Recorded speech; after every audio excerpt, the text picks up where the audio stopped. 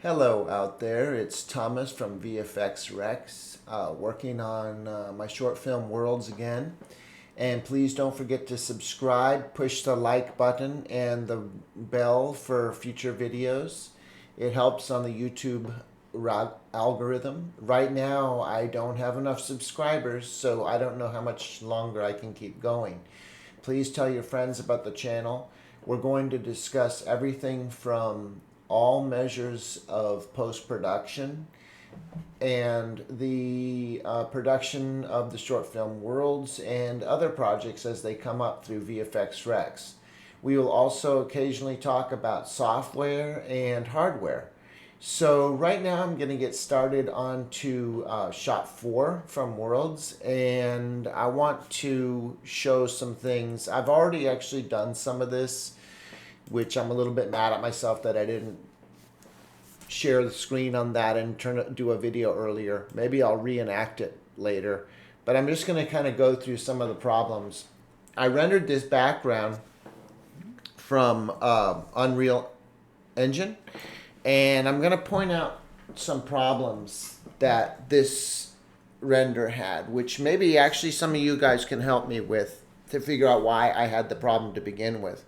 But when I push play on this one, you're going to notice a few things with the shadow areas. And you're going to notice some popping there in the beginning on these mountains. Look over here, for example, right there. Boom, boom. There's more here and there's more here. And you're going to see these little pops. And then right here, you're going to see another pop and another pop right there after it, where it's like the lighting shadows change. So that was a problem on this shot that I didn't notice until after it was done. Otherwise, I like the general shot. So what I did was, there's a little pop right in the lower right corner, right there, and there was only a few frames after it. So I just the easy fix for that was just to end the shot here. So I made the shot a little shorter. There was also a problem right near the beginning, right in this area. Right there, you can see there was a weird motion blur thing. And then you go in a few frames, and there's a pop over here, and then there's a pop here. So I cut off the beginning and started it here after the pop. Now, the problem is I still have a pop right here during the main part of the animation. This is fine, pop. Okay, so what I did was I went into Mocha, and I traced this area, which I'll just redo real quickly here. New project, choose, and I'm going to bring in the shot 4, okay? And I have it set to 29.97, which is what I'm doing Worlds in.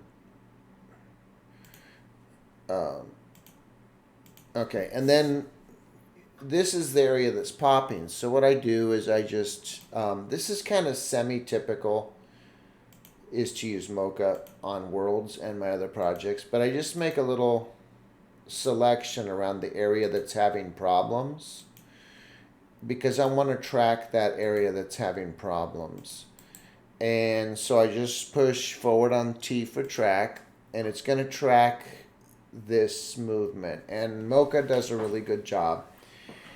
So then after it tracks that movement, then what I do is, I'm not going to go through this whole track. What I do is I push export tracking data, and I push After Effects transform data, position, scale, and rotation, and I say copy to clipboard.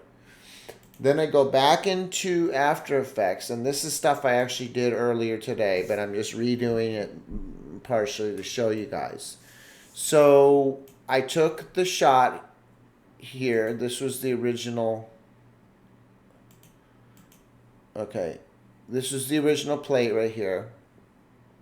And then I put an adjustment layer, and I pushed Control V to paste from the clipboard from Mocha the camera movement, okay? Then what I did is I drew a mask.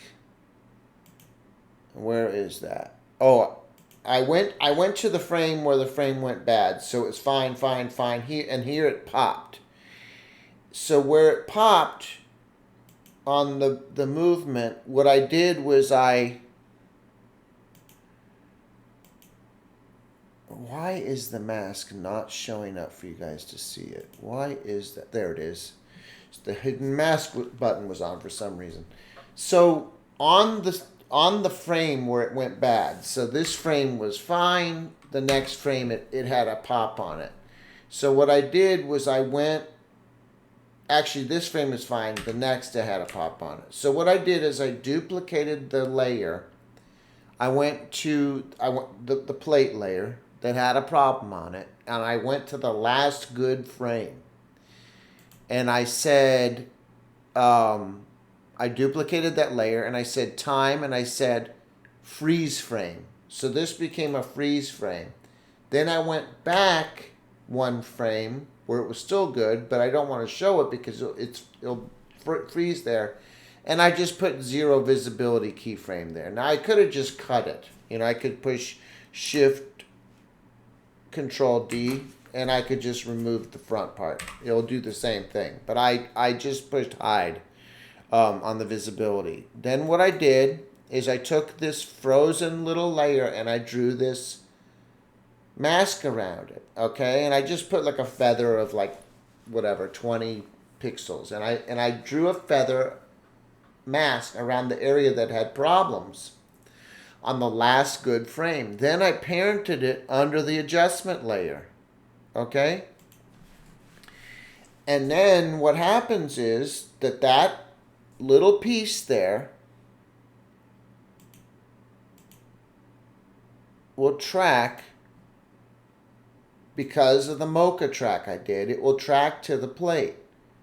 That one little section will track with the plate. But I had a little problem, is that it was tracking with the plate on the kind of like the front of the rock, but the back of the rock was just tracking the same.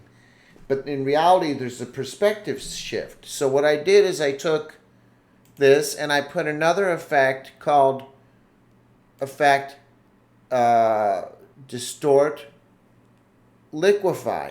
Okay, and I set a keyframe in the beginning, and then I went to the very last frame and I took liquefy tool, okay, which is like this, and I pushed the little finger smudging tool here, and then I controlled the size of it, and then you can actually pull this, and I just drastically did it just to show you, and wait for the update. You see how it's smeared. Now I just did that a little bit in order to correct that perspective. Then the plate has another problem, which is the thing on this side. So I did the exact same thing. I masked that, made like a 20 pixel fall off, and I did it on the last frame before it did the last good frame of it. I copied the plate, I froze the time, and I masked that off, and then I applied it under a second track that I did of this in Mocha, but for some reason it was sliding. So I applied it to the exact same first track I did, which was better. And I did the same thing. It tracked perfectly, but the front was different from the back this time. So I went to the last frame, used liquefy, and I lined it up. Now what ended up happening is it worked pretty good. I mean, you can't now when it goes into this area, it takes a while because it's After Effects is having to update the liquefy effect, so that took a while. Now just while it's doing that, I'll say this also. I also put motion blur on these little pieces so that the little pieces that are actually just a frozen frame will have some motion blur as it moves in the shot. Otherwise, I was afraid they were going to look like they were added on and everything else was blurring in a certain way except for those. Now, if you have any problems with your plates, you can use the same trick. I mean, let's say this was a live shot and you had a beer can on the floor of the desert or a car parked over here. You can paint a clean frame, do a mocha track, put the clean frame over that area with the mask on it, and then use Liquify to affect the perspective on the first frame of the animation, the last frame of the animation, in order to cover up that car or whatever was in the plate. I mean, this was done on the film Aliens Zone X, now called Zone X. There was sometimes things left in the shot or things that couldn't be removed, so those had to be painted out, tracked, and that worked pretty well. Now it's almost done here, and then it's going to play real time, and you'll see there's virtually no problem anymore with those tracking elements that had problems of popping. Now, I don't know why they popped to begin with. I don't know why Unreal Engine would create a pop on a render. I don't know why it doesn't pre-render the shadows not to create that pop. But I fixed it, you'll see. And because of the Liquify tool, the perspective is cheated to work also. So this is actually, I'm actually really, really happy about this fix that I did in those two areas, okay? Now, there's another thing, is that I'm trying to kind of match the color to another shot that was done previously. And it doesn't match it perfectly, but it kind of matches it, which I'm going to show you now. So you can see what I did is I took the plate, and that's the image I want to match the color on. And that's a previous shot that was already rendered actually in Lightwave. And all I did is import one frame of that shot. And I said, and I pre-comped this whole scene. I pre-comped all those layers together, okay? And then here's the pre-comp of all those layers together, including my track. And without the effect, you'll see that it kind of has that red color. But I wanted it to match so that when you went from one shot that was done in Lightwave to the other shot, that the colors matched better. But they're not perfect. So what I might do is actually go back into the first shot again and adjust its color to match this look, because I actually like this look. But I just wanted to show you that the final touch was to add this color correction to match the kind of look. And I like the reddish rock looks that it had before, but it looks just so all red.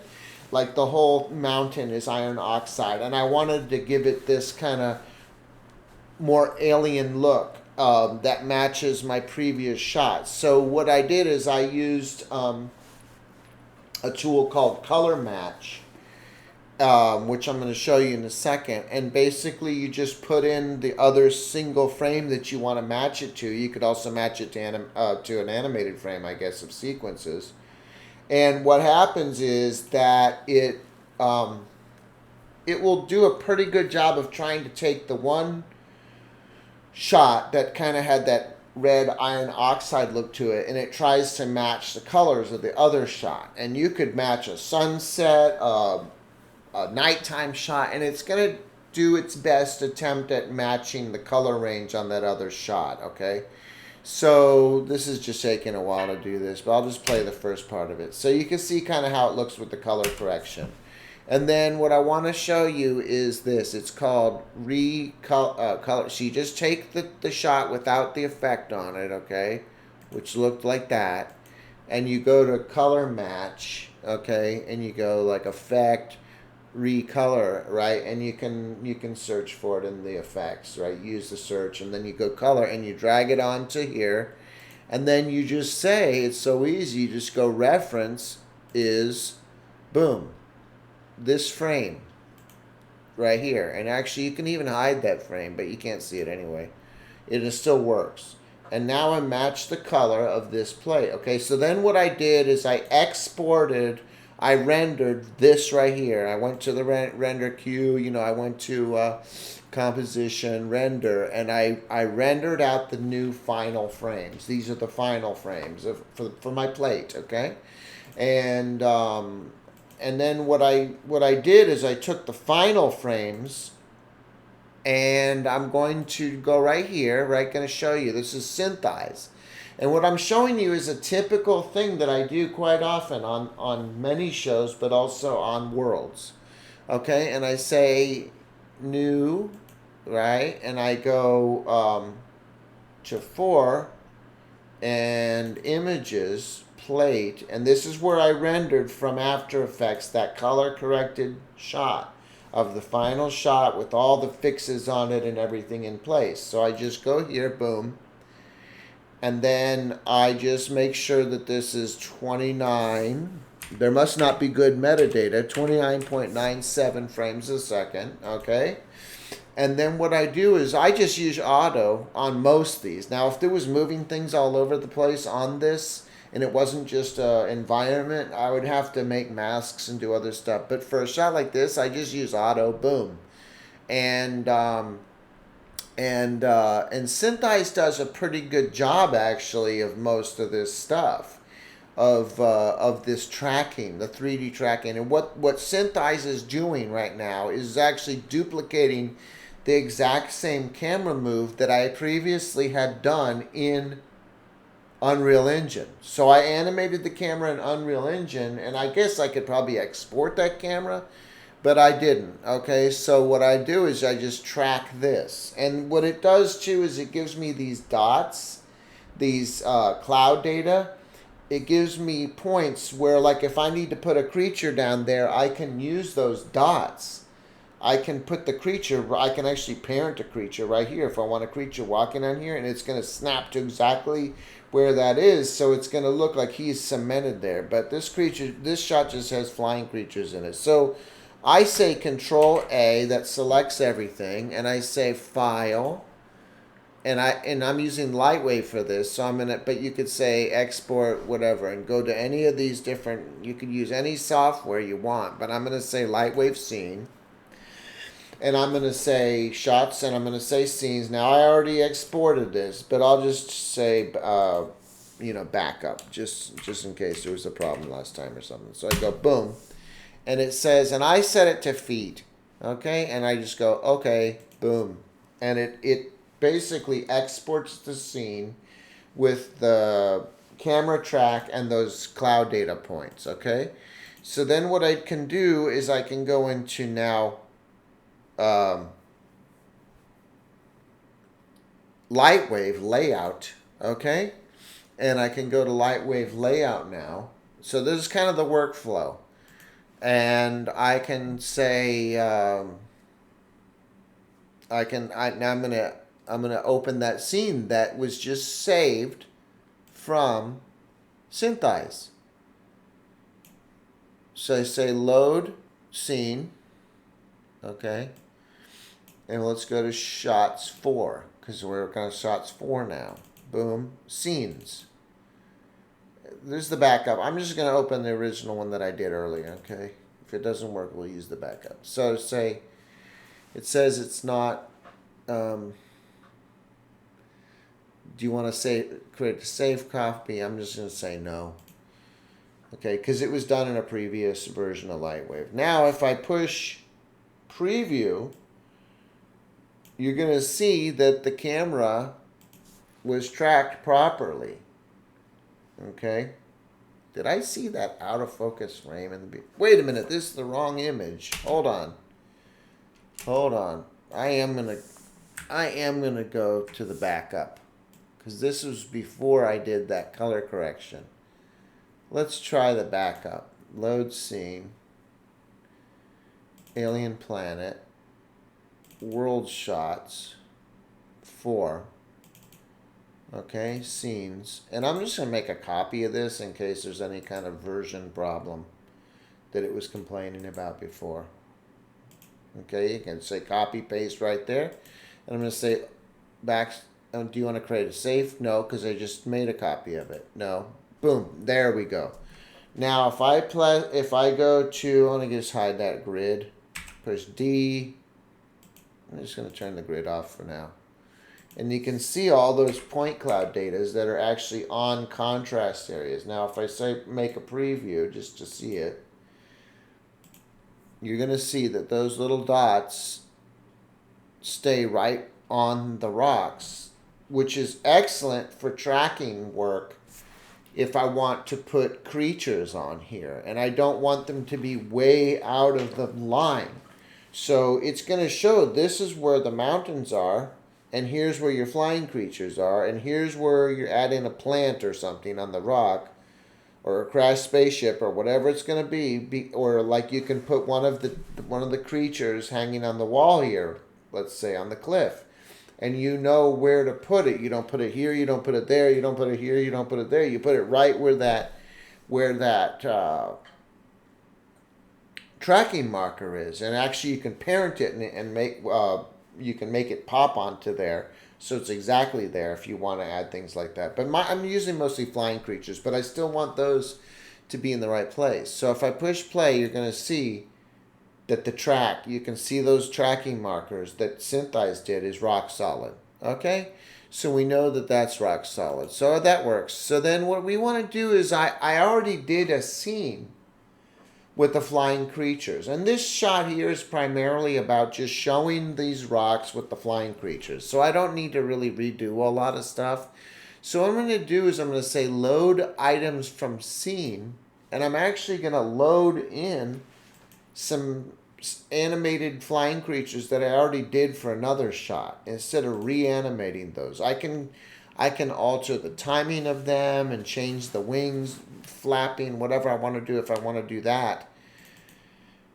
But a lot of this stuff I can just, like, let's take shot 2 and we'll import these flying creatures. I call them birds. They're not birds, they're flying creatures. But we say okay, and it's going to import all those flying creatures that were used in another scene. Now I will say this generally really slows down Lightwave. Suddenly you get that hourglass right there, that dreaded hourglass, and it doesn't seem to go away. I mean, when you're animating the flying creatures and stuff, you get that. Now you can see how small the flying creatures are.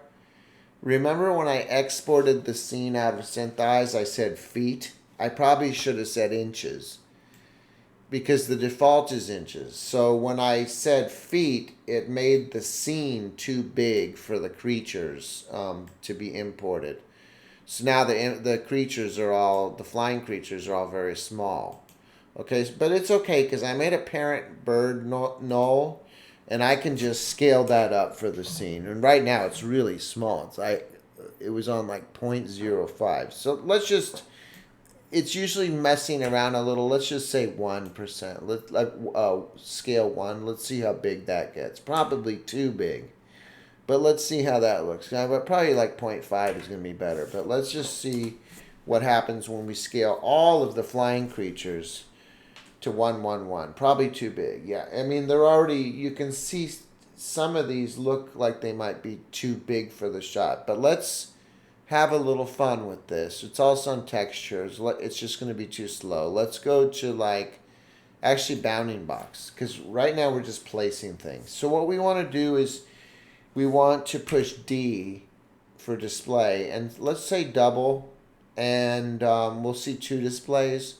So we have the current camera, and by the way, I want to save this in case there's a crash. Save scene as, and we'll say with birds.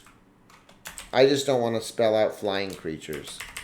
001. Save it over again, right? So then I'm going to push the centering tool over here in layout, boom. And that's giving me the center of those flying creatures. And you can see the point cloud data. Now what you can see is actually this is way out of scale now. It was probably at a better scale before. And I'm going to put that back actually now. I probably had this at the wrong scale. By the way, it's probably a bad idea what I'm showing you now to be going to this tiny scale. And the reason that it's bad is because it's not good for the dynamics to have it off scale. If the flying creature's got a 40-foot wingspan in real life, then he should have 40-foot wingspan in Lightwave.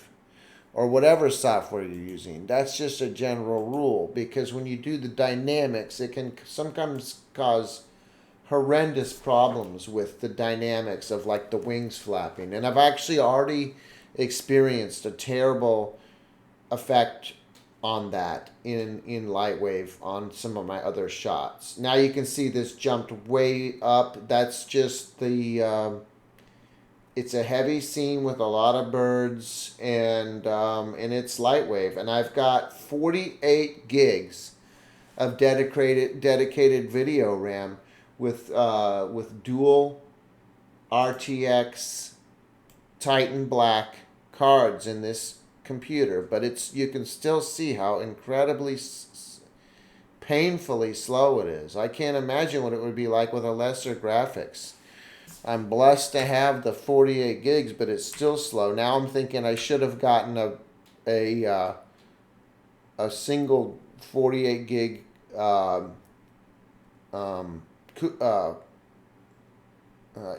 card and then got a second one. But the problem is they're over $5,000 per card. Why is that showing up so small? Because it's not centered. It must be centered into that area. So let's see. It looked centered from, there we go. So this, and it's actually still too big. And sometimes it's easier to use the numerical placement, because this can just fly all over the place when you just try to move it into position. But let me just try to do it by hand, and you can see it's already too big of an area with those birds for that little point cloud area that we're going to be rendering in. But let me just try to get this in place by hand. There you go. Went way too far. Thank you. Who do I blame? Lightwave for poor OpenGL management? NVIDIA? Who's to blame? I love Lightwave, but I'm gonna blame Lightwave. So, because it just, some other packages like Unreal Engine seem to be able to handle way more polygons than Lightwave. So why is Lightwave choking? What about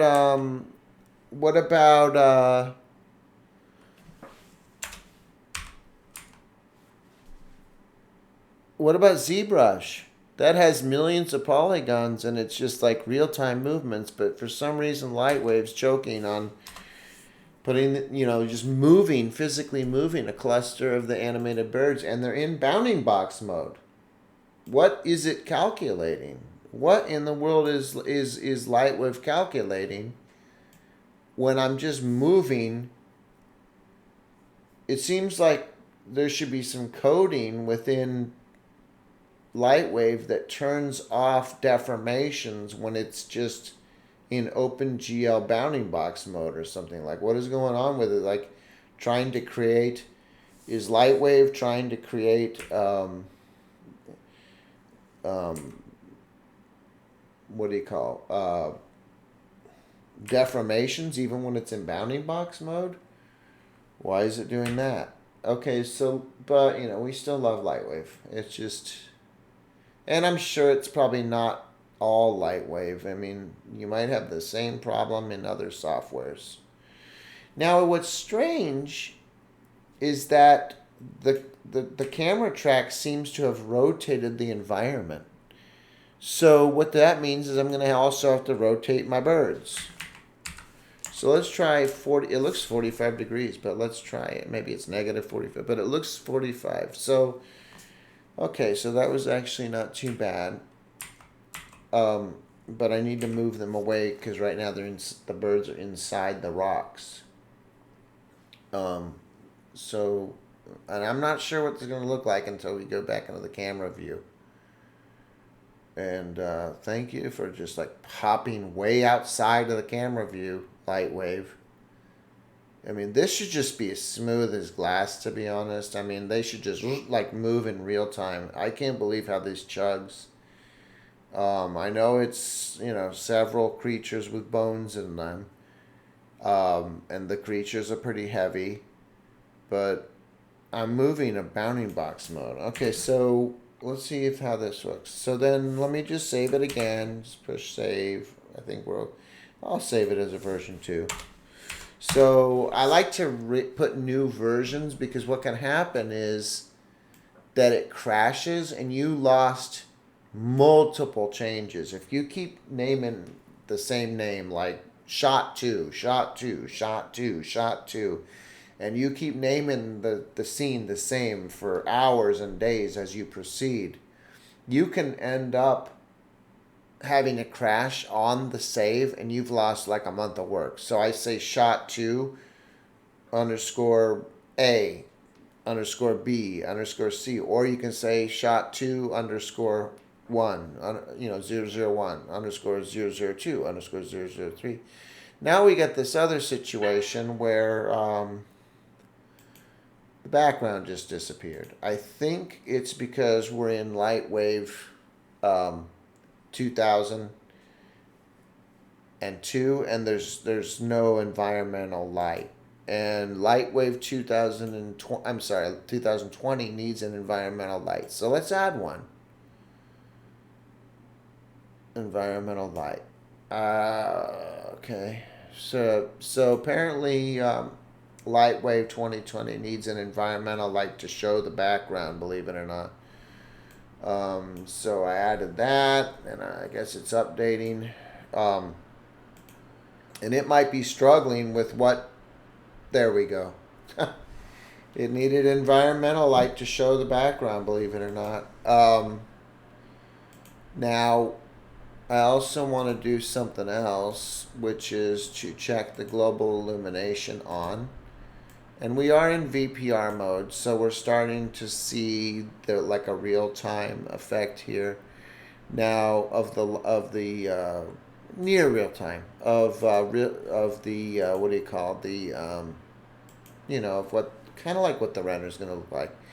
So what I want to do is, you can see the flying creatures are in here, which is cool. I think they're a little small for this. I want to scale them up a little bit more because these look like tiny hawk-sized birds, and they have like 40 foot wingspans. Some of them bigger. So, but I just want to sort of mess with this right now. So, what I want to do is I want to go more windows, and I want to go to the image processing, okay? And I want to go to backdrop, and I want to say, we can use textured environment, we can use image world. Let's use image world. And what I'm going to do is I don't want to put the sequence in there, which I could do without a problem, but I'm just going to put one frame of the background. And what it's going to do is it creates a light probe image. Now what I should do is I should have a EXR, not just using any image on this. I'm just telling you, sometimes I'm not doing everything right as I know I should. And I can create a EXR version of the background. But I want to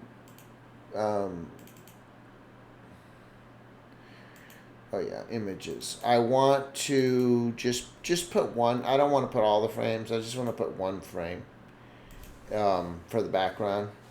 And you're going to watch the bird here. He should change to a more color-corrected color in a second. Boom. Let's see. They should match the surroundings a little better because they're being lit by the surroundings now with that environmental light. It actually doesn't look a whole lot different, to be honest. I'm surprised, but you can see that it's using that image for the lighting.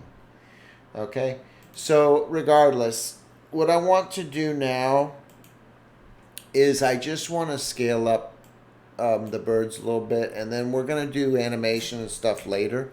I just wanted to show you guys just a general how I go from fixing a plate from Unreal Engine that had problems, and it could be fixing a live plate, the same methods, to exporting the plate, to bringing the plate into SynthEyes, to tracking the plate, to opening it in your favorite 3D program, in this case Lightwave, and bringing in some 3D creatures into that scene, and then making the environmental light show the background, because in 2020 it won't show without that.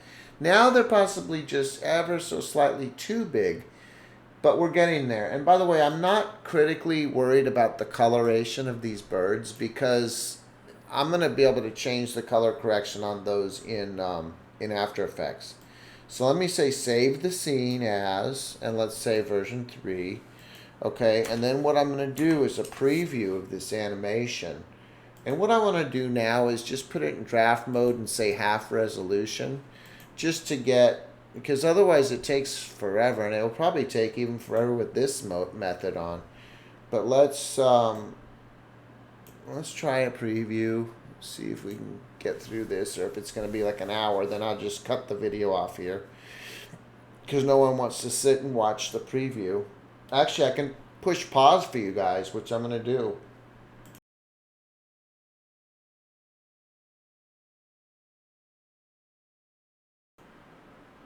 Okay, I'm back from running a preview in Lightwave. So just keep in mind that this is the first preview, and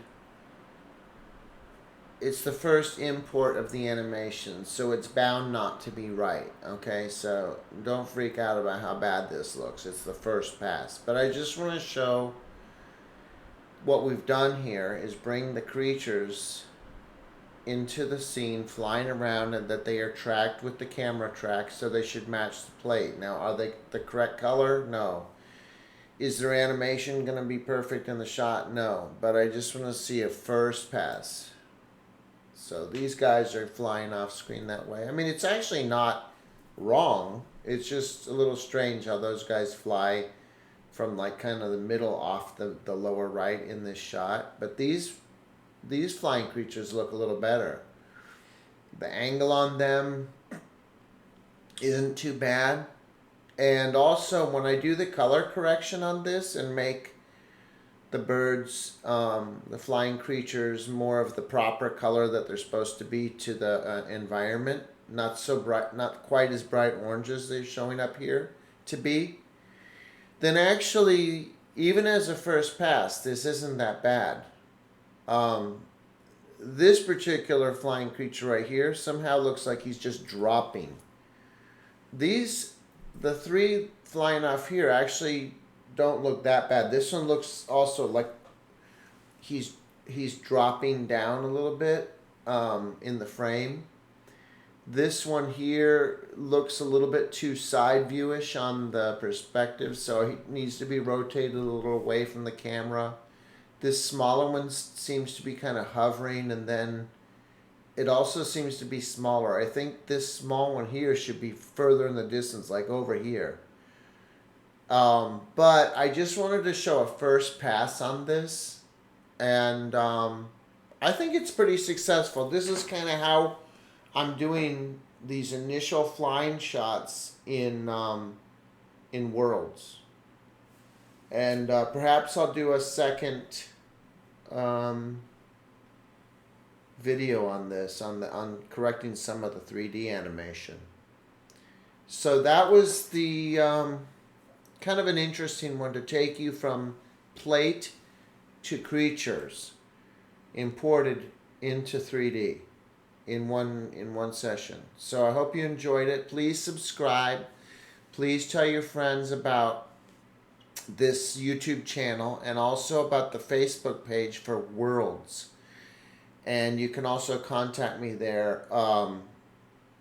And I can't do this alone. I've had some help from some others on this, and I'm very thankful to them. And if others want to continue to work on the project, it is quite low budget, but I could probably bring some people on soon again, as the economy is actually starting to improve again, thankfully.